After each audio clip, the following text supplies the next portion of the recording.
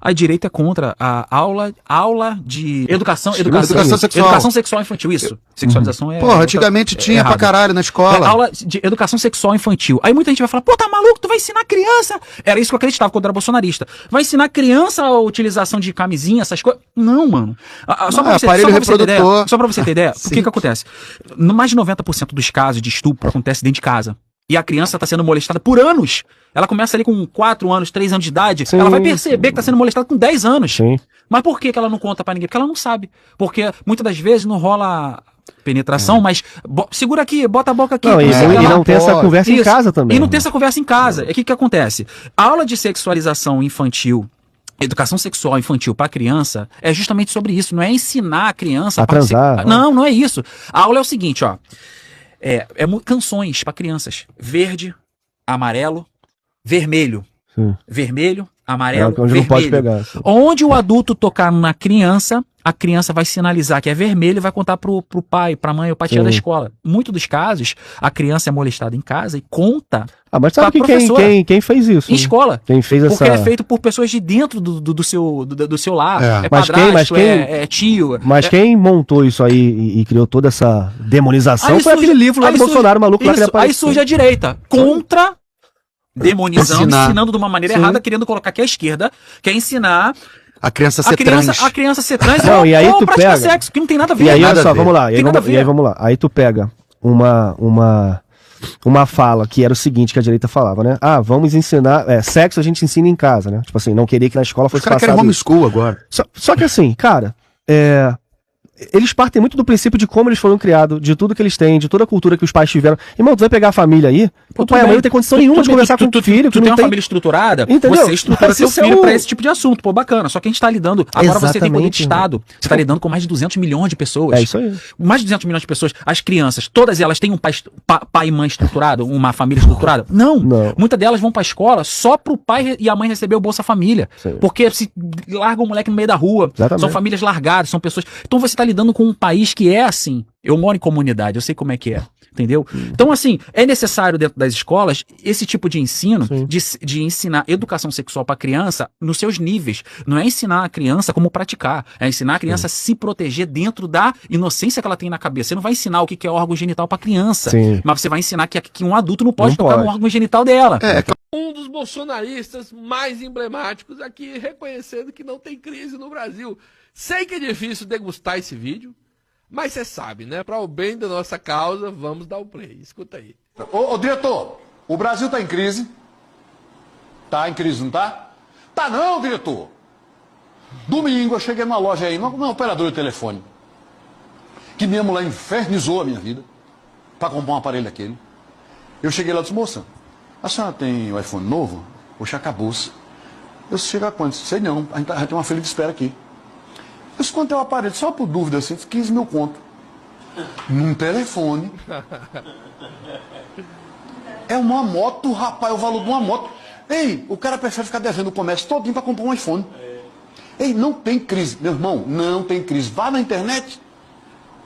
É todo mundo de Porsche, Ferrari. O Brasil está na fila de espera de Ferrari. São Paulo é a primeira cidade no mundo com a maior quantidade de helicópteros do mundo. Em crise? Deixa da tua besteira, vai numa... Pronto, hoje à noite, vai nos bares hoje à noite. Topado. Vai lugar para estacionar? Tem não. Vá no shopping final de semana. Meu irmão, a crise está dentro da sua cabeça. E olha que eu já venho falando isso aqui há algum tempo. O Mercado Livre não está conseguindo entregar a quantidade de produtos que está vendendo.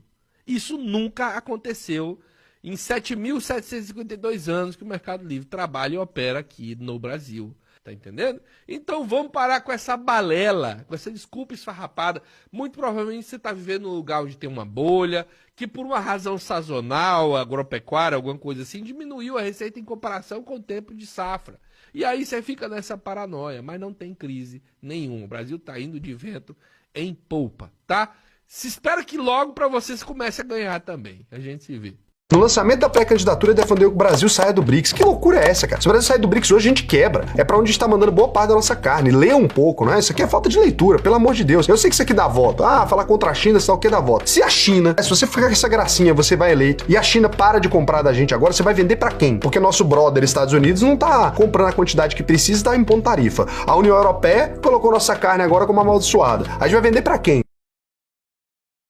12 policiais militares armados, um deles com metralhadora, circularam pela escola após uma denúncia feita pelo pai de uma aluna. Segundo esse pai, a escola estaria obrigando a criança a ter aula de religião africana, por conta de um desenho com o nome Yansan. Em face dessa notícia terrível que li, ampliar a capacitação de professores, inclusive em cooperação com universidades do continente africano, para ensino de história e cultura afro-brasileira, é a Lei 10.639 de 2003 e o Estatuto da Igualdade Racial. Quando nós estudamos, todos nós que aqui estamos, a nossa geração, não falo deles que são mais jovens, do continente africano, nós estudamos só o Egito, em história, no ensino médio. E assim mesmo, sem que se lembrasse que o Egito ficava na África. Se você perguntar para a maioria dos meninos, alguém vai achar que o Egito era uma espécie de sucursal do Império Romano, né? Do Mediterrâneo ali. Mas tinha uma autonomia, e nós vemos esses ecos, né? Ou seja, da África subsaariana para baixo, de onde se forma o Brasil, não se estuda nada, até os dias de hoje. Então, sobre Angola, sobre Moçambique, sobre Guiné-Bissau, todas as Guinés, sobre o Benin e assim sucessivamente, de onde vieram os escravizados africanos. Então, acho que isso tem que ser iluminado, presidente, essa questão, até porque nós estamos vendo isto acontecendo, que é algo assim que me exaspera. É aquilo que o eminente ministro relator disse. Eu não consigo imaginar o que passa pela cabeça de pessoas capazes de invadir uma escola por conta de um trabalho escolar de criança. Realmente eu não consigo imaginar qualquer parâmetro de razoabilidade numa conduta dessa. E aí essa é a razão pela qual a primeira sugestão, ministro Fux, é nessa linha de fortalecimento da lei, capacitação dos professores e tal. A Sabesp foi privatizada por um valor que em 3 anos de lucros da Sabesp vai pagar o valor da compra. Só uma empresa se habilitou, a Equatorial, que é uma empresa de energia elétrica, não é uma empresa de saneamento, e que quem está por trás da Equatorial é um banco, chamado Banco Opportunity, do Daniel Dantas, um banqueiro que já foi preso, inclusive, no Brasil. O que um banco, que é dono de uma empresa que nunca trabalhou com saneamento, que trabalha com energia elétrica, vai fazer com uma empresa como a Sabesp? Tentar maximizar seus lucros. Como é que maximiza os lucros? Reduzindo os investimentos e aumentando a tarifa. É isso que está acontecendo em São Paulo hoje. As tarifas estão explodindo. E eu já coloquei nas minhas redes sociais vídeos de pessoas que pagavam 50, 60 reais de água, estão pagando 3.000, 3.500. Policiais.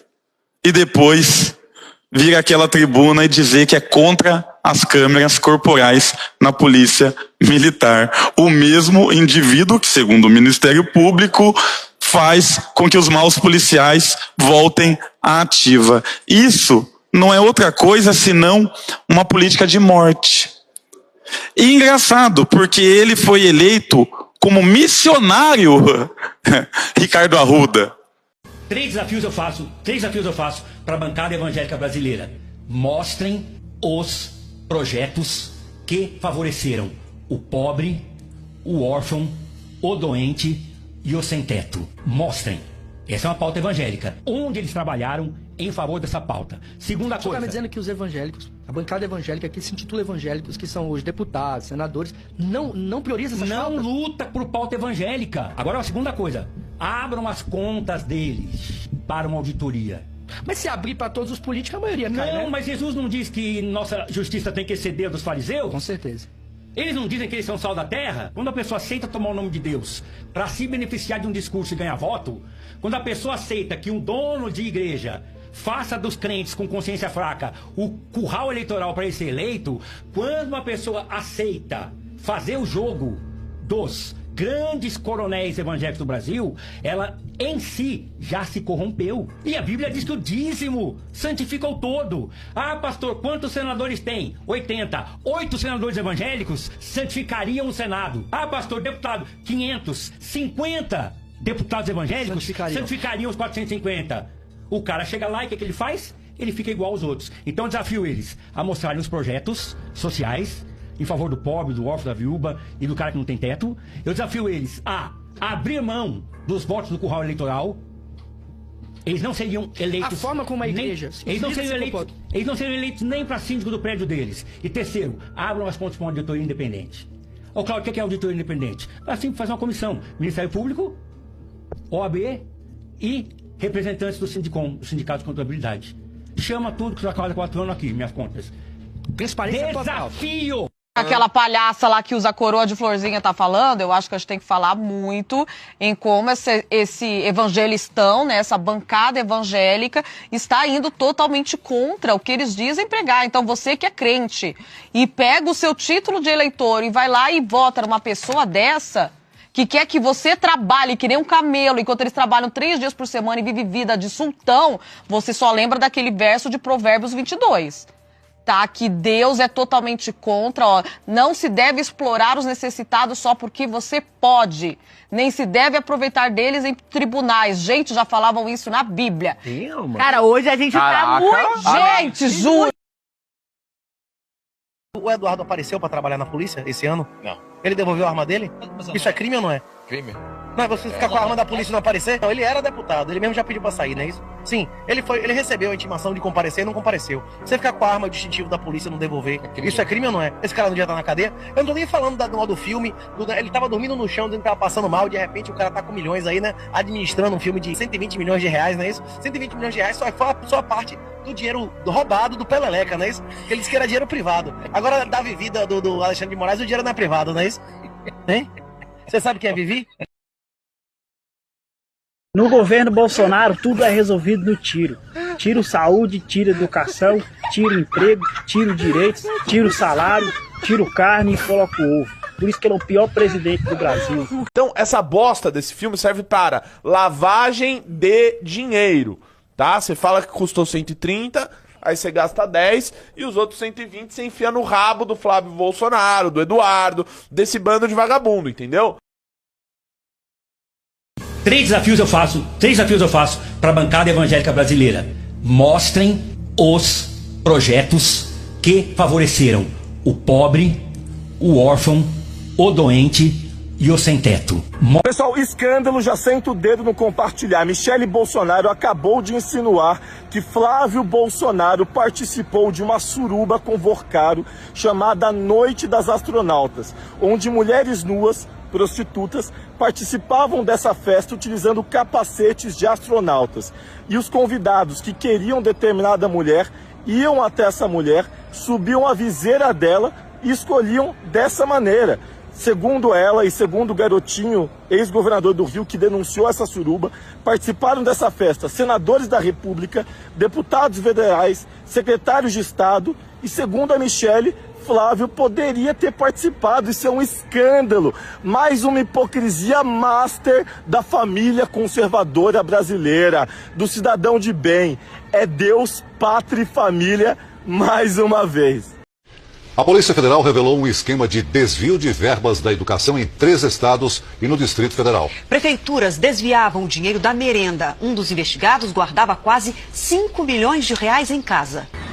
Os policiais estiveram em prefeituras, empresas e residências. Em alguns locais, encontraram mochilas e caixas com dinheiro vivo. Mais dinheiro, cédula de 50. A operação começou de madrugada em 3 estados e no Distrito Federal. São 30 municípios envolvidos, a maioria em São Paulo. Segundo as investigações, as fraudes envolviam 5 empresas que, em parceria com as prefeituras, fraudavam licitações para a compra de material escolar, merenda e uniforme. 85 pessoas estariam envolvidas no esquema. 13 prefeitos, 4 ex-prefeitos, 1 vereador, 27 agentes públicos e outras 40 pessoas ligadas a empresas.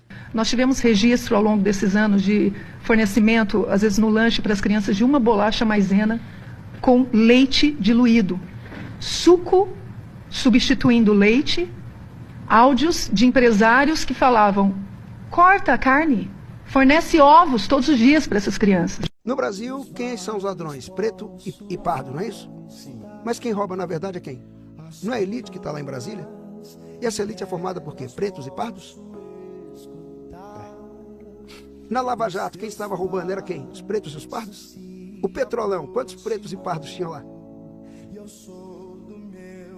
Agora, no Banco Master, quantos pretos e pardos tem lá roubando?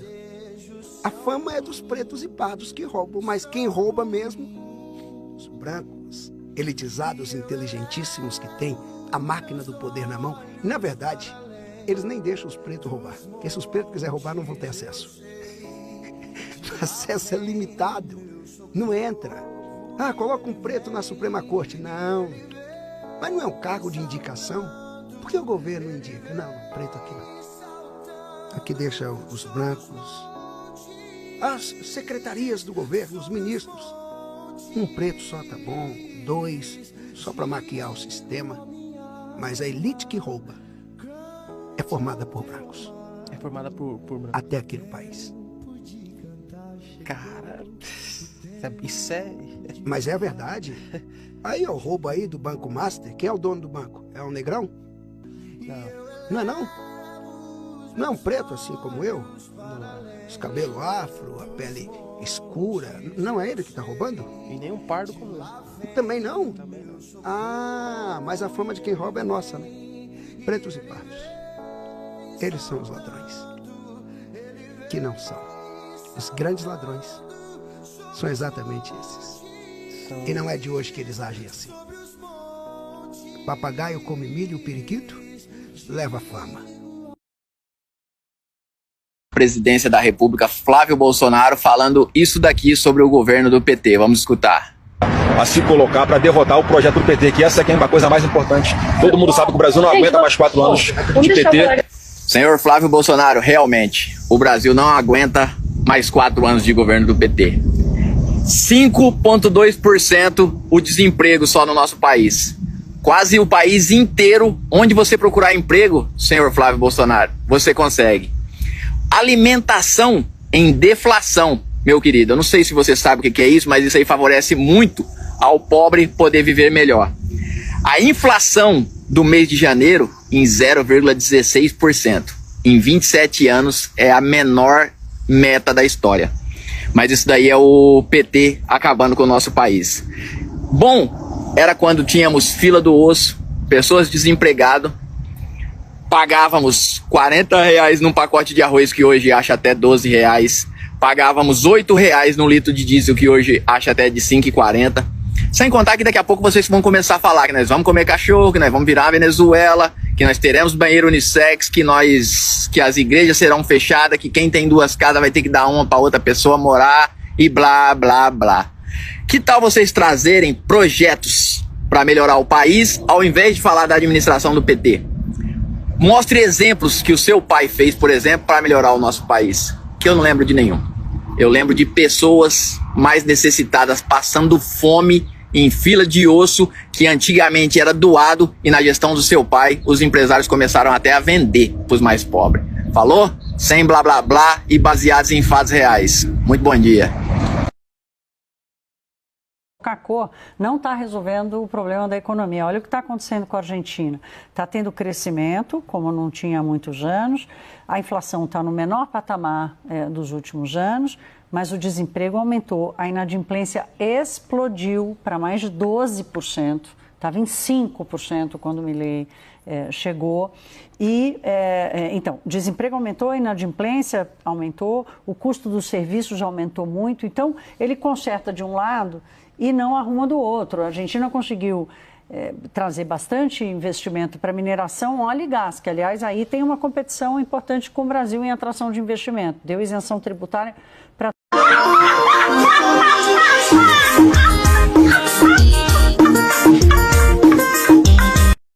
É isso mesmo, está confirmada a informação de que o escritório de Michele Bolsonaro recebeu 129 milhões em contrato com o Banco Master. Jair Bolsonaro, por sua vez, puxou o processo do Banco Master para si e manteve sigilo ao inquérito. Há informações também de que irmãos de Bolsonaro foram sócios em um resort de luxo e o fundo que comprou parte desse resort dos irmãos de Bolsonaro tem como cotista, pasmem, o cunhado de Daniel Vorcaro, presidente do Banco Master. O próprio Jair Bolsonaro esteve cerca de 168 dias hospedado nesse resort só nos últimos 4 anos. E lá, veja só, há imagens e vídeos dele, Bolsonaro, recebendo banqueiros e empresários como André Esteves, do BTG Pactual. E mais recentemente, o resort foi comprado pelo advogado da JBS. Bolsonaro também teria se encontrado inúmeras vezes com o presidente do Banco Central antes da liquidação do Banco Master. E não para por aí. Uma BMW que pertence à esposa do ministro do TCU, que tentou embargar a liquidação do Banco Master, foi encontrada na garagem do careca do INSS, que pagava uma mesada bem gorda para o filho do Bolsonaro. Com tantos indícios assim, não resta dúvida de que não teria qualquer chance de Bolsonaro e sua família escaparem da justiça no caso do Banco Master, não é mesmo? Voltamos com você no estúdio. Ela trouxe o discurso do presidente paraguaio, Santiago Penha. Ele é colorado, é o partido político, né, no Paraguai dele, alinhado à direita, foi ministro da Fazenda, é economista, discurso liberal na economia, etc. e tal. Então, este é o personagem. O Santiago Penha foi fazer a abertura da cúpula dos chefes do Mercosul, onde está o Lula. E veja o que disse, abro aspas. A grande maioria de nós que estamos aqui seremos passageiros, exceto o presidente Lula, o único que se transformou numa figura permanente ao longo desses 20 anos. E eu celebro toda a sua experiência e reconheço publicamente a admiração que eu tenho pelo presidente Luiz Inácio Lula da Silva. E eu sempre peço que ele seja uma força de integração no Mercosul. Seguiu Santiago Penha. Eu quero hoje recordar algo que disse ao próprio Lula da Silva. É assim que ele se refere. Está aí o presidente do Paraguai na sua tela. Se havia alguém que podia fechar esse acordo, o acordo do Mercosul com a União Europeia, era o senhor, presidente do Brasil. E assim foi feito. Nós lamentamos a sua ausência em janeiro, porque teríamos adorado recebê-lo. Só faltou o senhor para podermos celebrar, todos juntos, o acordo feito. Bug do milênio, pane no sistema, como diria Pitt. Economia acima de tudo, né? Como sempre. O Paraguai, ele é um país interessante porque é o seguinte, o Paraguai é um país que depende boa parte do seu PIB de agropecuária. Né? Uma boa parte é soja, é carne, é produção de derivados desses produtos, entre outros produtos. E o que acontece é que o acordo, não só o acordo do Mercosul, né? O comportamento da relação com o Brasil é uma relação fundamental, e não só apenas por conta de Itaipu, por conta dos contratos, por conta dos acertos, mas o Brasil, como essa função do Lula como caixeiro viajante do Mercosul, interessou muito ao Paraguai. Não é a primeira vez que o presidente do Paraguai vem a público para dar suporte com relação a essa questão de ampliação de mercados da América do Sul para o restante do mundo, né? Então, existe aquela coisa, amigos, negócios à parte. E com relação a negócios, né, o Paraguai sabe que o Brasil consegue, o governo Lula tem conseguido abrir, expandir mercados.